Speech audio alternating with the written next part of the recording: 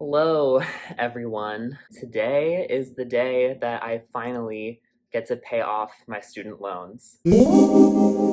Hey guys, this is Editing Trey. Realized I didn't really explain my situation for the new people to my channel. My name's Trey. I make personal finance videos, mainly about how I was getting out of $42,000 of debt. 31 or 32 of it was federal student loans. The other 10 and a half was a car loan. I started that in March of 2019. It is now May of 2021. So 2 years and 2 months, 26 months. Yeah, hope you enjoy the rest of the video and get as excited as I do when I pay off these loans. I feel a little weird about it, honestly. A lot has changed since my last upload. I got a new job that I actually really enjoy, which has been challenging my need to be so financially minded, I guess you could say. I want to talk about that a little bit first before I pay this off so you guys understand where I'm coming from. If you've seen my video about pausing the baby steps, you'll know that I actually stopped paying student loans in like January or February so I could make room for Biden's student loan forgiveness, which he promised during his campaign,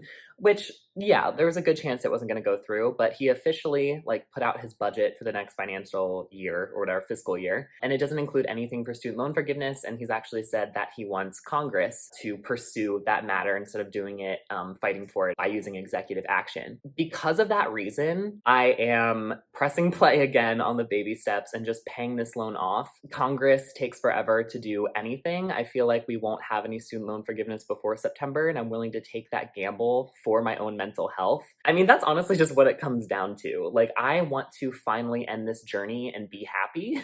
Not that I'm not happy right now. Like I said, a lot of good things have happened in the past couple months. Getting a good job that I actually enjoy, getting a significant raise. I actually just signed for an apartment, so for living on my own for the first time ever is really exciting and a positive step for me. I want to end this journey of so much sacrifice in terms of my budget and my happiness. And I've honestly psychologically tortured myself a little bit every single time I make a purchase. Again, I budget in this iced coffee.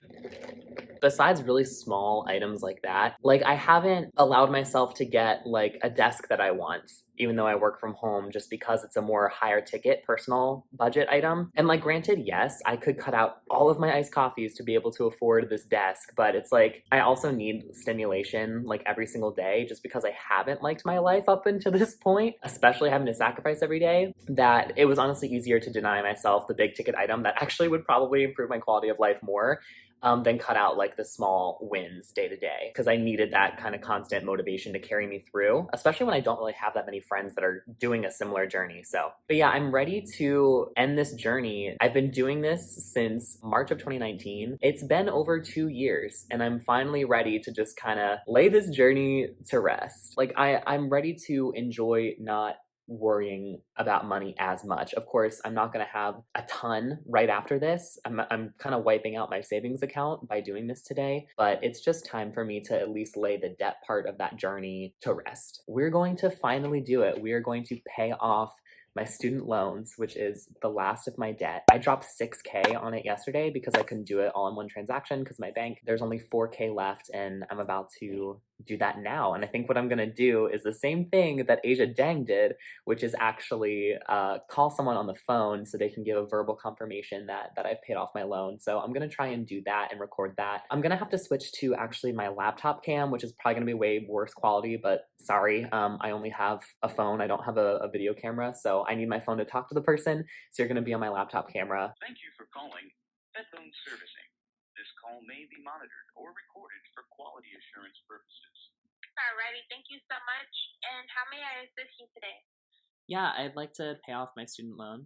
Alrighty, I'd be more than happy to assist. It'd be one moment while I access my tools. Okay, thank you.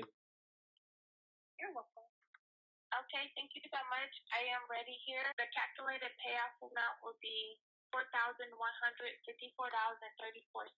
Alrighty, thank you so much. On May 28th of 2021, you're authorizing a one-time ACH payment of $4,154.34. Do you authorize us to submit this payment? I do authorize you to submit the payment.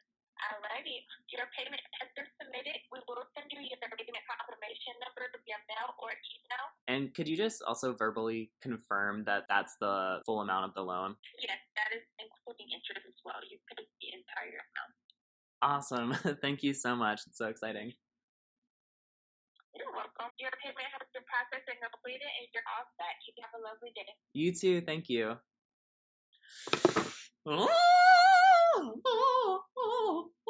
Oh my god. Oh my god. Oh my god. I'm debt free. I'm debt free. I'm debt free.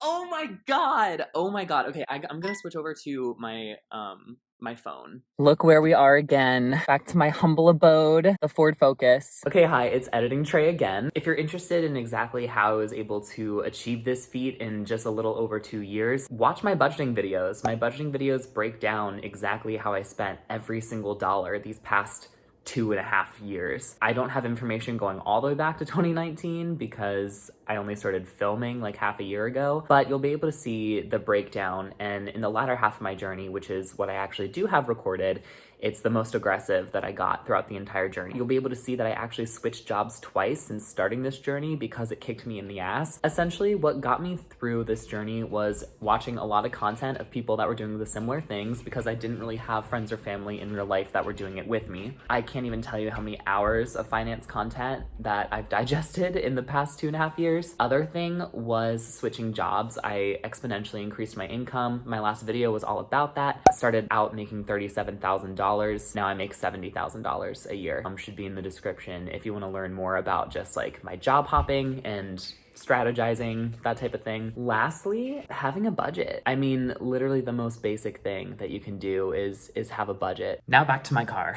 I think I've been so focused on this goal for so long that my whole like worldview somehow like became related to personal finance. And now that I'm at a point where I can really focus on growth and living a life that I want to live, I don't know where to start really. Now I'm like, okay, I've hit the big goal. Now what? There are going to be so many better, more fulfilling goals now. I'm excited. There is something that comes next. One is the road trip that I've been planning, which has been in all of my debt videos. I'm celebrating my now debt freedom with my friends, Natalie and Ashley. Me and Natalie are going on a road trip down to Florida to see Ashley. That's coming in about 2 months. And during that trip, guys, this is my big news. Debt freedom is the big news, but here's some even more big news. I'm going to be on the Dave Ramsey Show on July 19th. It's a Monday, and I'm going to be on there, I think, around 4 p.m. Eastern. I'm going into the Ramsey studio. It's going to be a part of my road trip. I applied literally like half a year ago to like 8 months ago, and I was really shocked to get a call. It happened in like March or April. Yeah, I'm going to be in person talking to Dave Ramsey about how I got rid of $42,000 of debt in 26 months. Wow. It's gonna be such a good way to kind of end this experience. And like I'm ending it now a little bit, but it's still just weird because I still have that bookend. I think that might be when it feels real, because at that point I'm also going to have already started saving for an emergency fund. I'm also moving. I'm moving to Baltimore. I filmed this apartment video months ago at this point about places that I wanted to live around Baltimore and DC. And I ultimately settled inside the city of Baltimore because I found a cheap apartment. It's $1,100 a month, and it's a 1-bedroom, and I have enough space just for myself. So I wanted to do that to see what it's like to actually live in a city. I've only ever lived in suburbs. That's a whole other tangent. But yeah, just a lot of things in life are changing. And so that might be also why I feel a little bit like, oh shit, everything is going to change now. But that's also so exciting and the liberation that I've been waiting for. So let's move on to what's next for me financially. One is building up my emergency fund. I'm going to build that up to $12,000. That is my official goal. Probably hit $12,000 and finish my emergency fund goal by February or March of 2022, and then also going to start a fund for a down payment for a home. At the same time, I'm going to be investing throughout. I'm going to open a Roth IRA next month. That's going to be a big goal before I move, is just to open a Roth IRA so that I contribute to that. Small amounts, not huge at first, because I do still really prioritize my emergency fund. Every single month that you're not investing could be thousands upon thousands of dollars at the time when you can actually pull the money out, especially since I'm so young. So I do want to keep on contributing to that, even making really small contributions like $100 a month. I think I'm going to do that while I take this next year to do my emergency fund. But yeah, to, to summarize all of this, while I have these big financial goals that I'm going to continue to pursue after my debt freedom, I'm going to start upping my quality of life. I don't have to live with roommates anymore. I'm paying the extra like $500 a month so I can have my own space and be in a city. Like, I've always wanted to do that. It's the life that I thought I was going to live right after college, and then got smacked in the face with reality and was like, no, bitch, you got to live with a couple roommates and have a shitty job that doesn't pay you shit and just be miserable for a few years while you figure out your stuff. So now that I've taken care of all of that, I can finally have that kind of dream that I had as a teenager and in college, how I really thought life was going to be. I'm going to live that life within reason, of course, but I'm going to really try and live that life this next year. You know, I've earned it. I've gone through over 2 years of sacrifice. I just need to be more comfortable allowing myself to have what I want. Thank you so, so much for following this journey and watching my videos. This is really only the beginning, but it's such a good chapter to end. Please like, subscribe, comment. Let me know how far you are along in your debt journey. You can definitely make it. And let me know if you have questions, any of the emotional questions, the roller coasters throughout the ride. I'll be happy to answer that as well. Thank you so much for watching this video. Love you guys, and I'll see you next time. Bye.